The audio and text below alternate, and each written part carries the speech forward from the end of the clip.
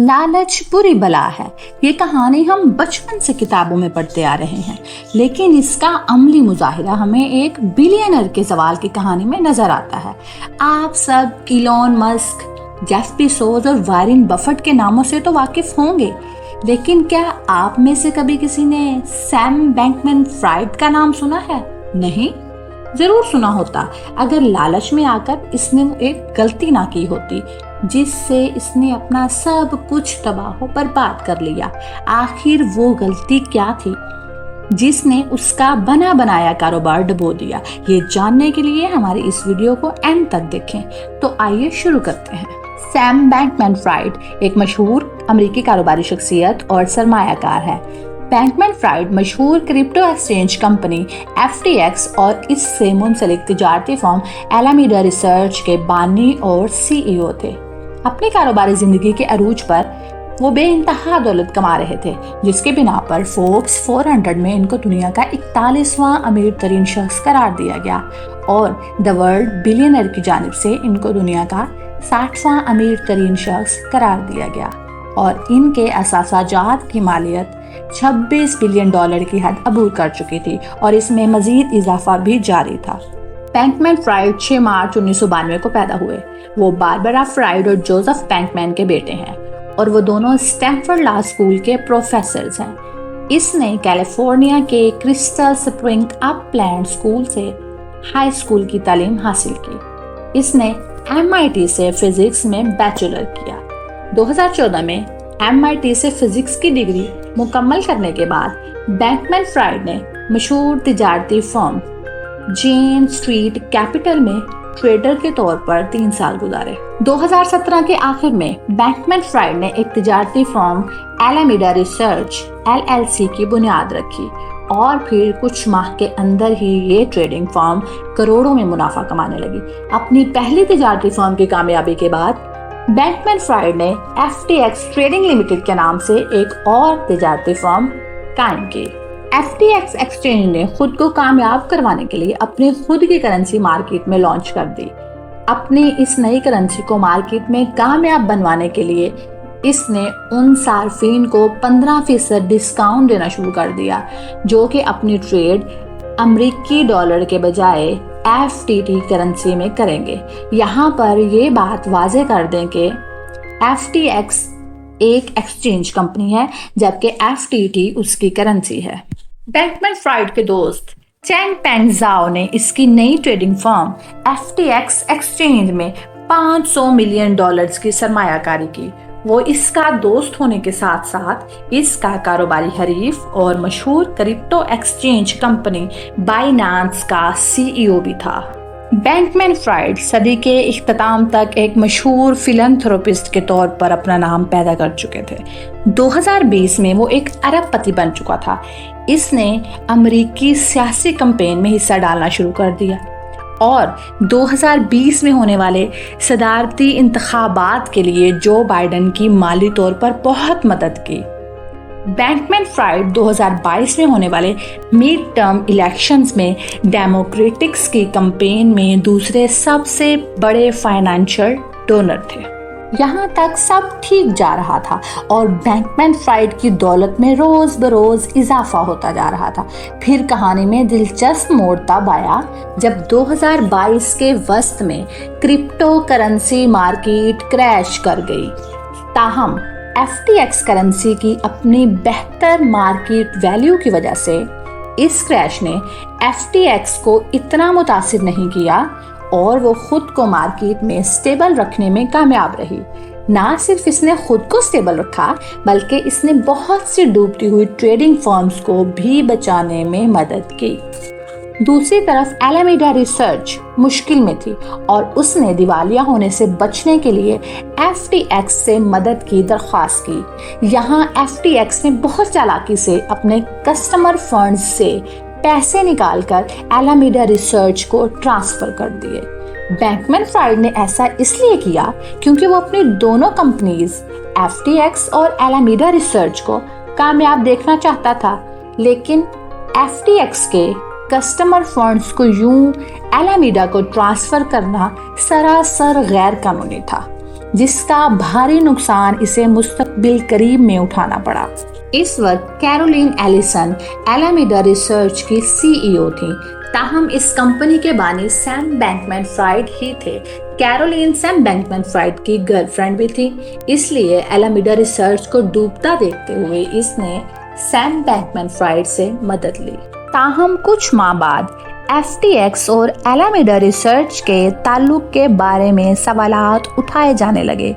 ایک خبر رساں ایجنسی نے 2 نومبر 2022 کو الامیڈا ریسرچ کی ایک لیک شدہ بیلنس شیٹ سے معلومات شائع کی۔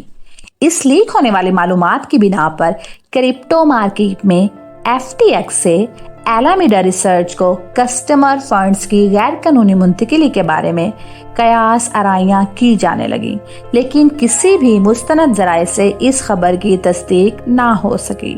دونوں کے لیے حالات اس وقت زیادہ خراب ہو گئے جب وال اسٹریٹ جرنل اور نیو یارک ٹائمز جیسے اوتھینٹک ذرائع نے کچھ چونکا دینے والے انکشافات کیے۔ انہوں نے دعویٰ کیا کہ ایلیسن نے اپنی کمپنی کے کچھ لوگوں کے سامنے ایک ویڈیو میٹنگ میں اس بات کا اعتراف کیا کہ جب الامیڈا ریسرچ ڈوب رہی تھی تو FTX نے اپنے کسٹمر فنڈز الامیڈا ریسرچ کو ٹرانسفر کیے، اور اس بات سے خود ایلیسن، سیم بینکمین فرائڈ اور FTX کے 2 دیگر ایگزیکٹوز بھی واقف تھے۔ ان چونکا دینے والے انکشافات نے کرپٹو انڈسٹری میں ایک عجیب غیر یقینی سی صورتحال پیدا کر دی۔ FTX کے انویسٹرز اپنی سرمایہ کاری کے بارے میں پریشان ہو گئے، کیونکہ متعدد اوتھینٹک سورسز FTX سے کسٹمر فنڈز کی غیر قانونی منتقلی کی تصدیق کر رہے تھے۔ اور پھر یہاں کہانی میں زاؤ کی انٹری ہوتی ہے، جو پھر آگے چل کر الامیڈا ریسرچ اور FTX کے تابوت میں آخری کیل ثابت ہوا۔ جیسا کہ ہم نے کہانی کے آغاز میں بتایا تھا کہ زاؤ نے FTX کی لانچ کے وقت اس میں $500 ملین کی سرمایہ کاری کی تھی۔ کچھ عرصہ بعد جب FTX نے منافع کمانا شروع کیا تو سیم بینکمین فرائڈ نے زاؤ کا حصہ اسے واپس کر دیا۔ سیم بینکمین فرائڈ نے اس کا حصہ FTT کرنسی کی صورت میں واپس کیا، جس کی امریکی ڈالرز میں مالیت $2.1 بلین بنتی تھی۔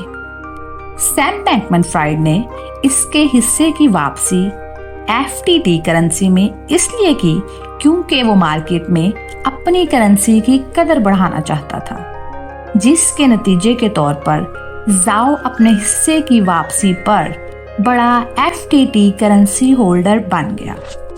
زاؤ FTX اور الامیڈا ریسرچ کے ہونے والے زوال کی پیش رفت پر گہری نظر رکھے ہوئے تھا۔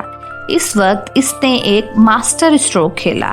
اس نے 6 نومبر 2022 کو ٹویٹر میں ایک پبلک ٹویٹ میں یہ اعلان کیا کہ اس کی کمپنی بائنانس گزشتہ سال FTX ایکویٹی سے نکل گئی ہے اور اسے اس کی انویسٹمنٹ کا حصہ FTT کرنسی کی شکل میں واپس مل گیا ہے، جو کہ FTX کی مقامی کرنسی تھی۔ لیکن حال ہی میں سامنے آنے والے انکشافات کی وجہ سے اس نے کسی بھی باقی ماندہ FTT کرنسی کو لیکویڈیٹ کرنے کا فیصلہ کیا۔ FTT کو لیکویڈیٹ کرنے کا مطلب یہی ہے کہ اس نے FTT کے اثاثوں کو اوپن مارکیٹ میں فروخت کرنے کا فیصلہ کیا تھا۔ زاؤ کی اس ٹویٹ کی وجہ سے FTX کو مالی طور پر شدید نقصان ہوا۔ اس کی بنیادی وجہ یہ تھی کہ زاؤ ایک بہت بڑا FTT کرنسی ہولڈر تھا، اور جب اس نے اوپن مارکیٹ میں اثاثوں کو فروخت کرنے کا اعلان کیا تو اس سے FTT کرنسی کی قدر مارکیٹ میں 90% تک گر گئی۔ کرپٹو مارکیٹ میں FTT کی قدر میں کمی ہونے سے لوگوں نے FTX سے اپنی سرمایہ کاری واپس لینے کی کوششیں شروع کر دی، لیکن تب تک بہت دیر ہو چکی تھی اور FTX کے پاس لوگوں کو دینے کے لیے کچھ نہیں تھا، کیونکہ بینکمین فرائڈ کی رضامندی سے ہی FTX کے کسٹمر فنڈز کے 90% حصے کو الامیڈا ریسرچ کو منتقل کر دیا گیا تھا۔ تاکہ وہ کرپٹو مارکیٹ میں ہونے والے کریش کی وجہ سے زیادہ نقصان نہ اٹھائے۔ در حقیقت زاؤ کے اس ٹویٹ کی حقیقت کچھ اور ہی تھی۔ زاؤ نے FTX کرنسی کو لیکویڈیٹ کرنے کا اعلان محض ایک چال کے طور پر کیا تھا، جبکہ حقیقتاً وہ اس کے ذریعے سے FTX کو بہت سستے داموں خریدنا چاہتا تھا۔ اس کا خیال تھا کہ اس کے اعلان کے بعد سیم بینکمین فرائڈ اپنی FTX ایکسچینج سے ہونے والے نقصان سے بچنے کے لیے اسے بہت سستے داموں بیچنے پر رضامند ہو جائے گا، اور اس حوالے سے مارکیٹ میں کافی خبریں بھی گردش کرنے لگیں کہ سیم بینکمین فرائڈ نے اپنی FTX ایکسچینج کو بائنانس کو بیچنے کا فیصلہ کر لیا ہے، اور زاؤ اور بینکمین فرائڈ کے درمیان کوئی معاہدہ بھی طے پا گیا ہے۔ تاہم یہ سب محض افواہیں ثابت ہوئیں، کیونکہ زاؤ کو جب اس حقیقت کا پتہ چلا کہ FTX اپنے کسٹمر فنڈز کا 90% حصہ ایلامیڈا ریسرچ کو منتقل کرنے کے بعد خود مکمل طور پر دیوالیہ ہو چکی ہے، تو اس نے اپنے ارادے کو ترک کر دیا اور FTX جیسی دیوالیہ کمپنی کو خریدنے کے فیصلے سے پیچھے ہٹ گیا۔ پھر اس نے اسی دن ایک اور ٹویٹ کیا جس میں اس نے کہا کہ FTT کو لیکویڈیٹ کرنے کا اعلان محض ایک پوسٹ ایگزٹ رسک مینجمنٹ، یعنی کسی بھی مالی نقصان سے بچنے کے لیے تھا۔ اس نے مزید لکھا کہ ہم کسی ایسے مرد کو سپورٹ نہیں کریں گے جو کہ ان کی پیٹھ پیچھے انڈسٹری کے دیگر کھلاڑیوں کے خلاف لابنگ کرے۔ اس نے بالواسطہ طور پر یہ واضح کر دیا کہ وہ کسی صورت بھی اب FTX کو نہیں خریدے گا اور نہ ہی انہیں کسی قسم کی امداد مہیا کرے گا۔ سیم بینکمین فرائڈ نے اس تنازع سے بچنے کی بہت کوشش کی، اور اسی تسلسل میں اس نے ایک ٹویٹ کیا جس میں اس نے لکھا کہ کسٹمرز کے تمام فنڈز بالکل محفوظ ہیں اور ہم ان کے ساتھ کسی بھی قسم کے فراڈ کی تردید کرتے ہیں، اور یہ تمام خبریں ہمارے کاروباری حریف کی پھیلائی ہوئی افواہیں ہیں جن کا حقیقت سے کوئی تعلق نہیں۔ تاہم سیم بینکمین فرائڈ کے پاس اب FTX کے کسٹمر فنڈز کی واپسی کا کوئی متبادل منصوبہ نہیں بچا تھا۔ سیم بینکمین فرائڈ نے آخر کار 11 نومبر 2022 کو اپنی شکست تسلیم کر لی اور ایک ٹویٹ کیا جس میں یہ لکھا کہ میں نے FTX US اور ایلامیڈا ریسرچ کو رضاکارانہ طور پر چیپٹر 11 بینک کرپسی کے لیے عدالت میں پیش کر دیا ہے۔ یہاں آپ کو بتاتے جائیں کہ چیپٹر 11 بینک کرپسی ہے کیا۔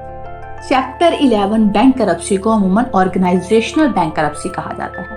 یہ ان کمپنیوں کے لیے ہوتی ہے جو کام جاری رکھنا چاہتے ہیں لیکن انہیں اپنے فائنانسز کو ری ارینج کرنے کے لیے کچھ وقت درکار ہوتا ہے تاکہ وہ اپنے اخراجات پورے کر سکیں۔ اس کا بنیادی فائدہ یہ ہوتا ہے کہ یہ فوری طور پر انویسٹرز کی کالز بند کر دیتا ہے تاکہ کاروبار جاری رہ سکے۔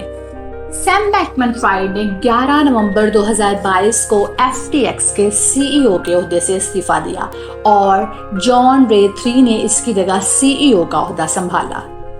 بینکمین فرائڈ کے خلاف کریمنل پروسیڈنگز کا آغاز ہو گیا اور 12 دسمبر 2022 کو اسے بہاماس میں واقع اس کے اپارٹمنٹ سے گرفتار کر لیا گیا۔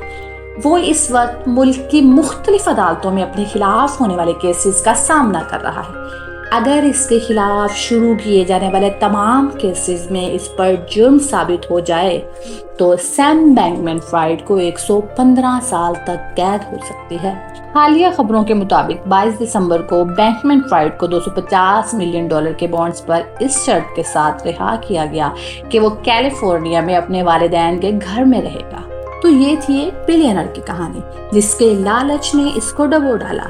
یہ اس کا لالچ ہی تھا جس کی بنا پر اس نے اپنی ایک ڈوبتی ہوئی کمپنی کو بچانے کی خاطر اپنی عروج پر گامزن دوسری کمپنی کو داؤ پر لگا دیا۔ اور کیونکہ لالچ کا انجام تو ہمیشہ برا ہی ہوتا ہے تو ایسا ہی اس کے ساتھ ہوا اور اس کا لالچ ہی اس کی دونوں کمپنیز کو لے ڈوبا۔ امید ہے کہ آپ کو سیم بینکمین فرائڈ کی کہانی پسند آئی ہوگی اور آپ نے اس سے سبق سیکھا ہوگا۔ اس طرح کی اور کہانیوں اور معلوماتی ویڈیوز کے لیے ہمارا چینل دیکھتے رہیے۔ ویڈیو کو لائک اور چینل کو سبسکرائب کرنا نہ بھولیے گا۔